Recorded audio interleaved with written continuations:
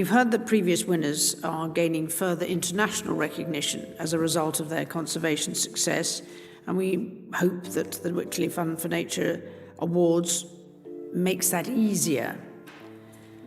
We help a little through those international awards because we write nominations and references, and we support winners with applications. Princess Anne collapsed in tears when the DNA results flashed across the page. For almost 30 years, she'd kept Diana's darkest secret locked away, praying this moment would never come. But now the truth is out, and it's more shocking than anyone imagined. The test reveals something about the royal bloodline that could destroy the monarchy forever. Prince Harry's legitimacy, the line of succession, everything is now in question.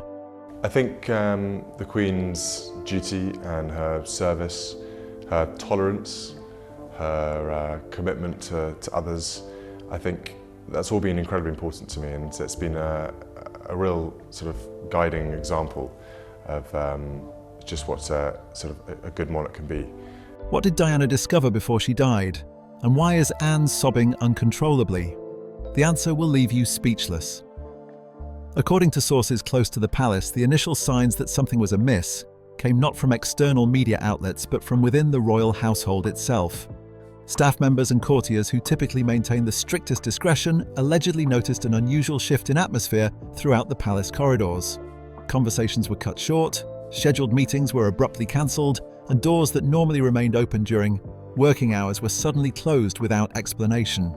The change was subtle at first, but unmistakable to those familiar with the palace's daily rhythms. Within a remarkably short time frame, reports indicate that an emergency briefing was convened at Buckingham Palace. Unlike the routine meetings that punctuate royal life or the ceremonial gatherings that mark official occasions, this assembly carried a different weight entirely. Those said to be in attendance described an atmosphere of genuine urgency, with participants appearing visibly tense and speaking in hushed tones. The gravity of the situation was apparently clear to everyone present, suggesting that whatever had prompted this gathering went far beyond matters of public relations or media management. The subject at hand, according to these accounts, was a classified DNA report that many had believed would remain sealed indefinitely. The existence of such a document has never been officially confirmed by the palace. Yet, multiple sources have suggested that it was commissioned under highly confidential circumstances decades ago. The nature of its contents and the circumstances surrounding its creation have been the subject of speculation. But what seems clear is that its re-emergence has caused significant concern within the royal establishment. Princess Anne, known throughout her public life for her unwavering composure and dedication to duty, was reportedly among those who reviewed the document. The Princess Royal has built a reputation over decades of service as perhaps the most dependable and unflappable member of the royal family. She has weathered numerous family crises, personal challenges, and public scrutiny with remarkable stoicism. Her commitment to her royal responsibilities is well documented, and she has rarely, if ever, shown vulnerability in public or private settings. This makes the reports of her reaction all the more striking. According to individuals who claim to have witnessed the moment, Princess Anne's response upon reading the DNA report was one of profound shock and emotional distress. These sources describe how her hands allegedly began to tremble as she absorbed the information contained in the document. The room reportedly fell into an uncomfortable silence as those present watched the normally unshakable princess struggle to maintain her composure. What happened next has been described by multiple accounts as unprecedented. Princess Anne, according to these reports, broke down completely. Tears fell, and the carefully maintained facade of royal discipline crumbled in a moment that left witnesses stunned. For a woman who had spent a lifetime exemplifying the royal mandate to never complain and never explain, this display of raw emotion was described as profoundly unsettling to observe. The significance of this reaction extends beyond the immediate moment. Those familiar with the situation have suggested that Princess Anne's response was not simply one of surprise at unexpected information. Rather, it appeared to be a reaction rooted in recognition, as if the contents of the report confirmed something she had long suspected or feared. This interpretation has led to speculation about what prior knowledge, if any, the Princess Royal may have possessed regarding the matters addressed in the DNA test. Central to understanding this reaction is the relationship between Princess Anne and Princess Diana. While the two women were often perceived as occupying very different positions within the royal family, with Diana representing emotional openness and Anne embodying traditional stoicism, reports have long suggested that they shared a more complex dynamic than was publicly known. Some accounts indicate that despite their different approaches to royal life, the two women found common ground in their experiences of navigating the pressures and constraints of the institution. It has been reported that in the years before her death, Princess Diana made cryptic references to information she possessed that could have significant implications for the royal family. While the specifics of these alleged statements remain unclear, sources suggest that Diana hinted at concerns regarding matters of lineage and legitimacy within the royal bloodline.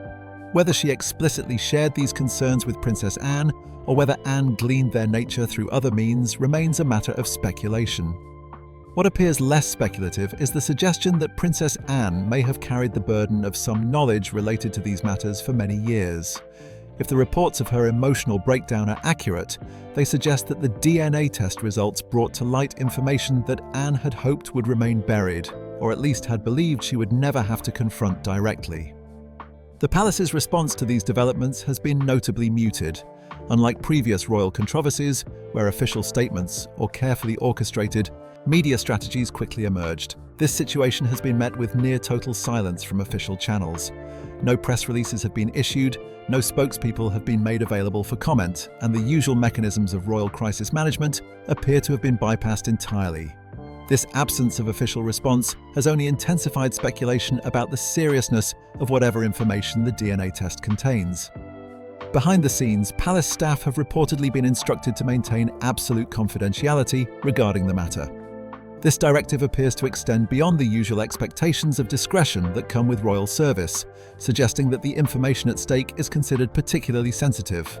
The fact that such strict measures have been implemented indicates that those at the highest levels of the royal household view this situation as fundamentally different from other challenges the monarchy has faced in recent decades. The question that now hangs over the palace is what exactly this DNA test reveals, and why its contents have had such a devastating effect on Princess Anne specifically. The answer to that question appears to lie in events that took place many years ago, in private conversations and unspoken agreements that were never meant to see the light of day. To understand the full scope of what is unfolding, it becomes necessary to look back at the relationship between Princess Diana and Princess Anne during a particularly turbulent period in royal history, when alliances were formed in secret and promises were made that would echo across decades. The relationship between Princess Diana and Princess Anne has long been a subject of fascination for royal observers and historians. On the surface, the two women appeared to inhabit entirely different worlds within the same institution. Diana, who joined the royal family in 1981 as a young bride, barely out of her teenage years, quickly became known for her emotional accessibility and willingness to break with royal convention. Anne, by contrast, had been raised within the system from birth and had developed a reputation for strict adherence to protocol and an almost militant dedication to duty over personal expression. To the outside world, these differences suggested a relationship marked by distance, if not outright tension. Media coverage of the time often portrayed Anne as somewhat dismissive of Diana's more modern approach to royal life, while Diana was occasionally depicted as intimidated by her sister-in-law's formidable presence. However, sources close to both women have suggested over the years that this public perception did not accurately reflect the private reality of their relationship, particularly during the difficult period of the early to mid-1990s. This was a time of extraordinary turmoil within the royal family. The marriage between Prince Charles and Princess Diana was deteriorating publicly, with both parties engaging in what amounted to a media war through authorized biographies and carefully leaked information. The institution itself was coming under unprecedented scrutiny, with questions being raised about its relevance, its cost to taxpayers, and its treatment of those who married into the family. For those within the palace walls, the pressure was immense and unrelenting. It was during this period that Diana and Anne reportedly began to find common ground. According to accounts that have emerged over the years, the two women started having private conversations that went beyond the superficial exchanges required by family gatherings and official events. These meetings were not announced or scheduled through official channels. They simply happened, carved out of busy calendars and conducted away from the eyes of staff members and other family members who might report back to more senior royals. The content of these conversations has been described by those with knowledge of them as surprisingly intimate and honest. Both women, despite their very different public personas, were dealing with the reality of being female members of an institution that ultimately prioritized male heirs and male perspectives. Both had experienced the challenge of trying to maintain their own identities while fulfilling roles that demanded the subordination of personal feelings to institutional requirements. And both, it seems, had developed concerns about the direction the monarchy was taking and the methods being employed to maintain its public image. Princess Anne's perspective on these matters was particularly informed by her relationship with her brother Charles. As the only daughter of Queen Elizabeth II and a woman who had devoted her entire life to royal service, Anne had a unique vantage point on the inner workings of the institution. Reports suggest that during her conversations with Diana, Anne began to share observations about Charles that went beyond the well-known facts about his extramarital relationship with Camilla Parker Bowles. According to sources familiar with these discussions, Anne expressed deep concerns about what she perceived as her brother's increasingly calculated approach to his future role as king. She allegedly described a man who had become so focused on protecting and advancing his own position that he was willing to make decisions that put institutional preservation above family loyalty or personal integrity. These were not the casual complaints of a disgruntled sibling, but rather the carefully considered observations of someone who had watched Charles navigate the complexities of royal life for decades and had become troubled by what she witnessed. For Diana, these revelations from Anne apparently provided validation for her own experiences and suspicions. Diana had long felt that she was being managed and manipulated by forces within the palace that she could not fully identify or understand. To hear Anne, someone with insider knowledge and institutional credibility, confirm that these concerns had merit must have been both vindicating and deeply unsettling. It was within this context of growing trust and shared concern that Diana allegedly made a statement that would haunt Anne for years to come. The exact circumstances of this conversation remain unclear, but multiple sources have suggested that Diana, speaking in a voice described as both quiet and certain, told Anne that she had reason to believe the royal bloodline might not be as secure as the institution claimed. The phrasing was deliberately vague, avoiding specific names or explicit accusations, but the implication was unmistakable. Diana was suggesting that there were questions about paternity within the direct line of succession. Diana did not elaborate on this statement at the moment, nor did she provide Anne with evidence or details that would allow for independent verification. What she did convey, however, was a sense that she had taken steps to ensure that the truth, whatever it might be, would eventually come to light. She spoke, according to these accounts, not with the tone of someone making idle threats or engaging in speculation, but rather with the certainty of someone who had already put mechanisms in place to protect information she considered critically important. The impact of this conversation on Princess Anne appears to have been profound and lasting. From that point forward, the relationship between the two women took on a different character.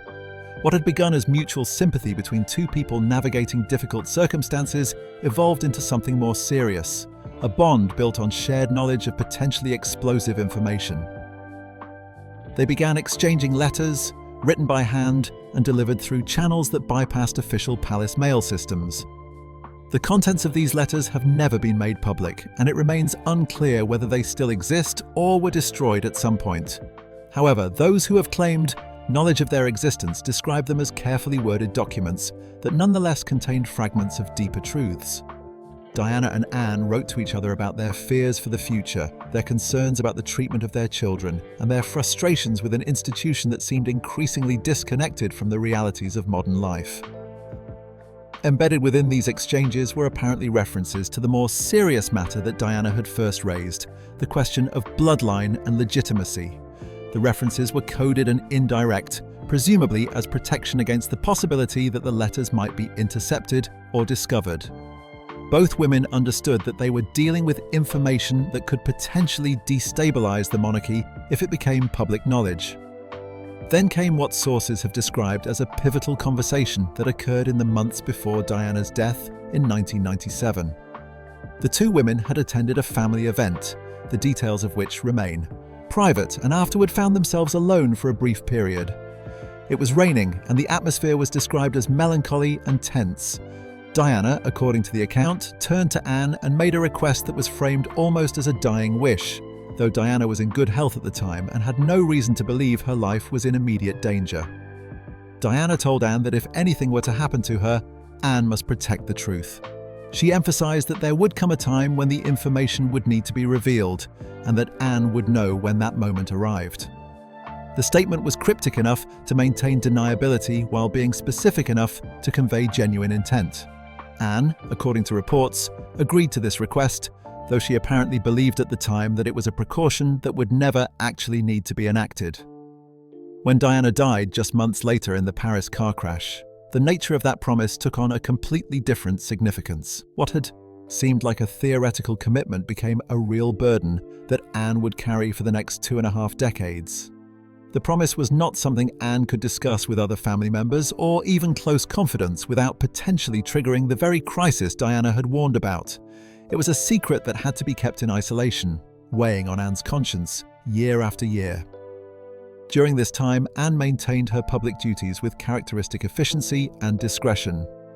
She continued to be one of the hardest working members of the royal family, undertaking hundreds of engagements each year and rarely making headlines except for her dedication to service. But beneath this exterior, she was reportedly carrying the weight of Diana's final request and the uncertainty about what exactly Diana had discovered or believed about the royal bloodline. The intervening years saw numerous changes within the royal family. Prince Charles eventually married Camilla Parker Bowles, Prince William, and Prince Harry grew into adulthood and established their own families, and the institution continued to evolve in response to changing public expectations. Through all of this, Anne kept her silence about what Diana had told her, honouring the promise she had made even as the burden of that promise must have grown heavier with each passing year. Now, with the reported emergence of the day test results, everything that Diana had cryptically warned about appears to have been validated. The promise Anne made in a moment of grief and loyalty has come back to confront her with scientific evidence that transforms speculation into documented fact. The emotional breakdown that sources describe Anne experiencing makes sense in this context as not just a reaction to shocking information, but as the collapse of someone who has finally been forced to confront a truth they had desperately hoped would remain buried forever. The DNA test at the center of this controversy was not, according to available accounts, a routine medical procedure, or part of any official royal health protocol. The circumstances surrounding its commission and the reasons for its existence point to a far more deliberate and clandestine undertaking. Reports suggest that the test originated during the final years of Princess Diana's life, a period marked by increasing isolation within the royal family and growing concerns about her personal safety and the security of information she possessed. By the mid-1990s, Diana had become increasingly convinced that her privacy was being systematically violated. Friends and confidants from that period have recounted how she spoke of strange occurrences that suggested surveillance. Phone conversations would be interrupted by unusual clicking sounds or static that seemed inconsistent with normal technical issues. Letters she had written would sometimes fail to reach their intended recipients, or recipients would mention receiving correspondence that Diana had no memory of sending. On multiple occasions, Diana arrived at locations for private meetings only to find that people seemed to already know she would be there, despite her having made last-minute decisions about her movements. These experiences, whether the result of actual surveillance or heightened anxiety born from her deteriorating relationship with the royal establishment, led Diana to take what some might consider extreme precautions. She began limiting her circle of trust to a very small group of individuals who had no direct connections to the palace or the traditional royal household staff. Among this group was a physician who over time became more than just a medical professional in Diana's life. He evolved into something of a trusted advisor and, ultimately, a believer in her concerns about the institution she had married into. This physician, whose identity has been protected by those who have spoken about these events, reportedly shared Diana's perception that the royal establishment operated with a level of control and secrecy that went beyond what was publicly understood. He witnessed firsthand how Diana was treated within medical contexts, how information about her health and well-being was managed and controlled, and how little agency she seemed to have over even the most personal aspects of her life. His professional oath to patient confidentiality and his growing personal concern for Diana's situation apparently led him to assist her in ways that went beyond conventional medical care. It was under this physician's guidance, according to sources familiar with the matter, that Diana made the decision to have DNA testing conducted. The decision was not made impulsively, but rather after careful consideration of the implications and potential consequences. The testing was carried out in complete secrecy, using facilities that had no connection to the royal medical establishment and employing protocols that would prevent any paper trail leading back to Diana or her immediate circle. The specific samples tested and the methodology employed remain subjects of speculation, but what appears consistent across various accounts is that Diana was particularly insistent about one aspect of the testing. She wanted samples that could definitively establish or rule out biological relationships within the royal family, and she wanted the results to be preserved in a manner that would ensure their survival even if something were to happen to her. This suggests that Diana viewed the DNA test not as a way to immediately expose information, but rather as an insurance policy, a form of protection that would exist beyond her own lifetime. When Diana died in August 1997, the DNA test results did not immediately surface as some might have expected. Instead, they disappeared into a form of institutional limbo.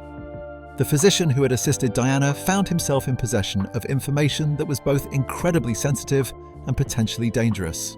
In the immediate aftermath of Diana's death, as conspiracy theories swirled and questions were raised about the circumstances of the crash, he apparently made the decision that releasing the DNA results would only add fuel to an already raging fire and potentially put others at risk.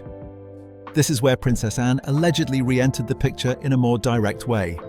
According to accounts that have emerged, the physician reached out to Anne in the weeks or months following Diana's death. The exact nature of their communication remains unclear, but the substance of it was apparently straightforward. He informed Anne that the DNA test existed, that it had been Diana's deliberate choice to commission it, and that the results contained information that contradicted official royal narratives about lineage and paternity. Anne, still processing her grief over Diana's death and the weight of the promise she had made, was faced with an agonizing decision. She could insist that the test results be made public immediately, honoring what she understood to be Diana's ultimate wishes. Or she could choose to have the information sealed away, protecting the institution and the family from a revelation that could cause irreparable damage.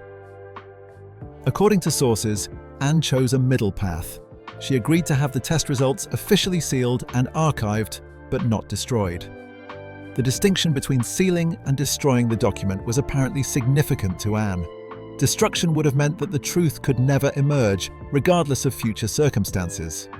Sealing the document meant that it would be preserved, creating the possibility that at some point, under conditions that could not be predicted, the information might still come to light. Whether Anne viewed this as honoring Diana's wishes or simply as a way to defer an impossible decision is a matter of interpretation. The DNA test was reportedly placed in a royal archive under a coded classification system that obscured its true contents. Only a single copy was retained, with no digital backups created and no electronic trail that could be traced.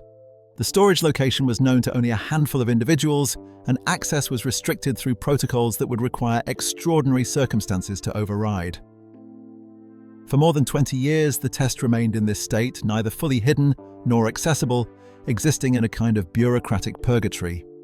The emergence of the test results in recent times appears to be the result of a deliberate leak rather than accidental discovery. An individual described as a former staff member from Diana's private circle has reportedly come forward with information about the test's existence. While this person apparently did not possess the complete file or the actual test results, they had retained enough documentation to prove that the test had been conducted, to identify the physician involved, and to provide sufficient detail to allow others to locate the sealed document within the royal archives. The timing of this leak and the motivations behind it remain subjects of intense speculation. Some have suggested it represents a delayed attempt to fulfill what the leaker believed were Diana's true wishes. Others have proposed that current events within the royal family or recent public controversies may have prompted someone with knowledge of the test to decide that the time had finally come for the truth to emerge. Whatever the catalyst, the effect was immediate and devastating. The contents of the DNA test, according to multiple sources, revealed genetic inconsistencies that could not be easily explained or dismissed. The specific nature of these inconsistencies points to questions about the biological paternity of Prince Harry, the younger son of Prince Charles and Princess Diana. The test results apparently indicate that Harry does not share the expected genetic markers that would confirm Charles as his biological father. This finding, if accurate, calls into question not just personal relationships but matters of legal succession, inheritance, and the very structure of the modern monarchy. For Princess Anne, seeing these results represented the moment when theoretical fears became concrete reality. Everything Diana had hinted at, all the cryptic warnings and veiled references in their private conversations, was suddenly validated by scientific evidence. The burden Anne had carried for decades was no longer just about protecting a secret or honouring a promise. It was about confronting a truth that had legal, constitutional, and deeply personal implications for every member of the royal family. The emotional collapse that sources describe Anne experiencing makes sense in this context as a response to multiple layers of realization happening simultaneously. There was the shock of seeing scientific confirmation of what had been suspected. There was the grief of understanding that Diana had been right all along about the existence of this information and its potential impact. There was the guilt of having kept silent for so long, even though that silence had been in service of what Anne believed was protecting the family. And there was the fear of what would come next once this information began to spread beyond the small circle of people who currently knew about it. Within the palace, the initial response to the confirmed DNA results was characterized by panic rather than calculated crisis management. Senior advisors struggled to comprehend the full implications of what they were dealing with. If Prince Harry was not biologically Charles's son, what did that mean for his place in the line of succession? What did it mean for his children? What legal challenges might emerge from those who had claims to titles or properties that had been distributed based on assumptions about bloodline that were now in question? These practical concerns, however, were quickly overshadowed by more immediate interpersonal conflicts. Queen Camilla, upon being informed of the DNA results, reportedly responded not with shock but with anger. Her reaction, according to sources present during key discussions, was focused less on the implications for Harry and more on what she viewed as Diana's continued ability to disrupt the monarchy even decades after her death. Camilla allegedly saw the DNA test as a final act of sabotage, a weapon Diana had deliberately created and left behind to explode at a moment of maximum damage. The confrontation between Camilla and Princess Anne that allegedly followed has been described as one of the most tense moments in recent royal history. Camilla reportedly pushed for an aggressive response that would frame the DNA test as unreliable, potentially fraudulent, or at minimum irrelevant to current circumstances. She advocated for a coordinated media strategy that would discredit the test and anyone associated with bringing it to light. More controversially, sources suggest that Camilla explicitly argued for Prince Harry to be formally distanced from the line of succession, using the DNA results as justification for what would amount to a quiet removal from royal status. Princess Anne, still reeling from her own emotional response to the test results, reportedly pushed back forcefully against this approach. For Anne, this was not merely a public relations problem to be managed or spun. It was a matter of fundamental truth and integrity. Her response to Camilla's proposals was described as uncharacteristically blunt and emotionally charged. The meeting ended with Anne walking out, signaling a breakdown not just in this particular discussion, but in the facade of family unity that the palace had worked so hard to maintain. The moment the DNA test results began to leak beyond the immediate circle of palace insiders, the carefully constructed barriers between private royal matters and public knowledge began to crumble with alarming speed. What had been whispered, conversations in palace corridors and tense emergency meetings behind closed doors suddenly became the subject of international media speculation.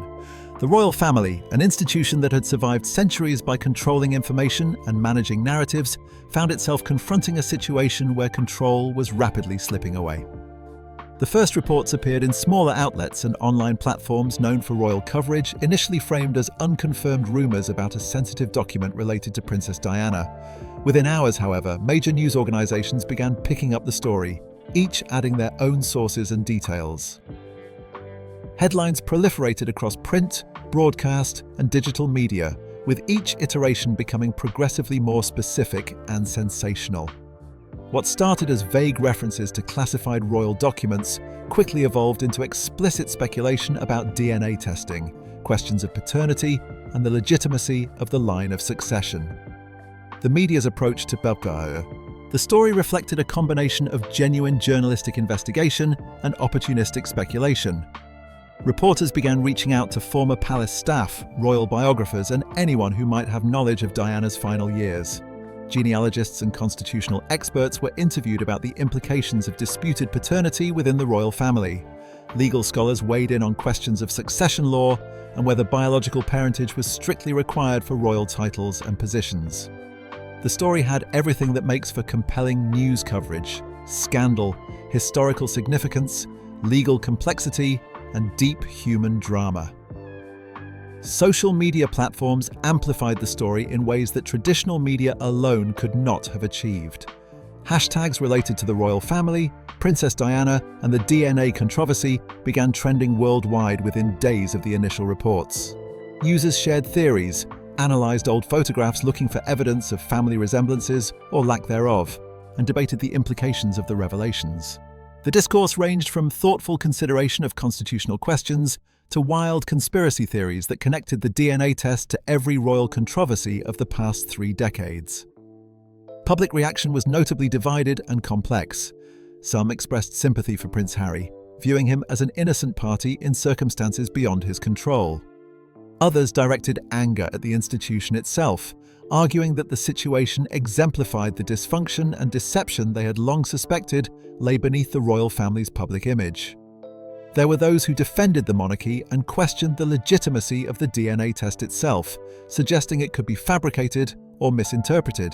And still others saw the entire situation as validation of Princess Diana's claims during her lifetime that she had been mistreated and marginalized by an institution more concerned with appearances than truth. Princess Anne found herself in an unexpected and uncomfortable position at the center of this media storm. Her role in the story was initially unclear to the public, with early reports mentioning only that she had been present when the DNA results resurfaced. However, as more details emerged about her relationship with Diana and her emotional reaction to the test results, public perception of Anne began to shift. Some portrayed her as a hero, a woman who had tried to protect a difficult truth while navigating impossible circumstances. Others suggested she had been complicit in hiding information that should have been made public years earlier. The intensity of media scrutiny and public speculation put enormous pressure on the palace to respond. Royal communications staff found themselves fielding hundreds of media inquiries, all asking variations of the same fundamental questions. Was the DNA test real? What did it reveal? What would the palace do in response? The traditional approach of maintaining dignified silence and refusing to comment on private family matters seemed increasingly untenable as the story continued to dominate news cycles day after day. Behind the scenes, palace advisors reportedly urged Princess Anne to make some form of public statement. The thinking was that a carefully worded comment from Anne, someone widely respected for her dedication and integrity, might help to calm the situation or at least redirect the narrative in a more manageable direction. However, Princess Anne reportedly refused these requests repeatedly. According to sources close to the situation, Anne had reached a point where she was no longer willing to participate in what she viewed as institutional dishonesty. The breaking point came when portions of a letter allegedly written by Princess Diana were leaked to the media. The letter, described as coming from Diana's private diary or personal correspondence, contained references to a truth that could shake the monarchy and secrets about blood and lineage that powerful people wanted suppressed. While the letter did not explicitly mention DNA testing or make specific accusations, the timing of its emergence and the nature of its content provided what many saw as confirmation that Diana had indeed been aware of and concerned about questions of paternity within the royal family. This development appears to have been the catalyst for Princess Anne's decision to speak publicly.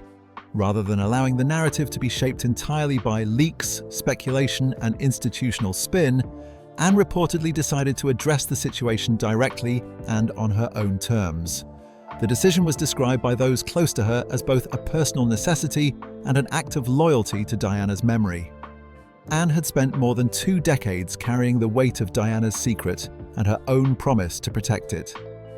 When Princess Anne appeared before cameras to make her statement, the setting was deliberately understated and personal.